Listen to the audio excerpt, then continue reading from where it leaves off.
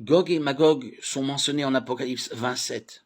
Il s'agit d'une autre bataille, mais la répétition des noms de Gog et Magog montre que l'histoire se répétera. La rébellion contre Dieu en Ézéchiel 38-39 se reproduira. Le livre de l'Apocalypse fait référence à la prophétie d'Ézéchiel concernant Magog pour décrire une attaque contre la nation d'Israël qui aura lieu à la fin des temps. Apocalypse 28-9. Et aura pour résultat la destruction de tous ses ennemis.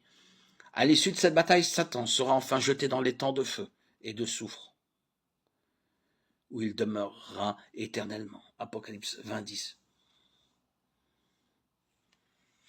Ézéchiel 38-39 et Apocalypse 27-8 ne font pas référence à la même personne et aux mêmes batailles. Dans la bataille d'Ézéchiel 38-39, les armées viennent essentiellement du nord et ne sont composées que de peu de nations. Tandis que la bataille en Apocalypse 27-9 impliquera toutes les nations avec des armées venant de toutes les directions.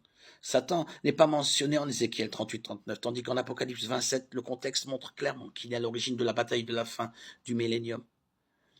Ézéchiel 39, 11, 12 dit que les morts seront enterrés pendant 7 mois, ce qui serait inutile s'il s'agissait de la même bataille qu'en Apocalypse 28, 9, puisque celle-ci précède directement le jugement dernier, puis la destruction du ciel, la terre actuelle et la création d'un nouveau ciel et d'une nouvelle terre. Apocalypse 21, 1.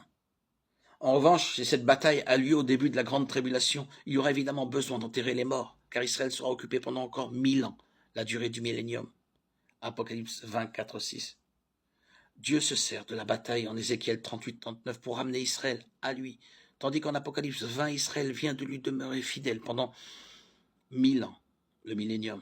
Les rebelles en Apocalypse 27-10 sont détruits sans espoir de repentance.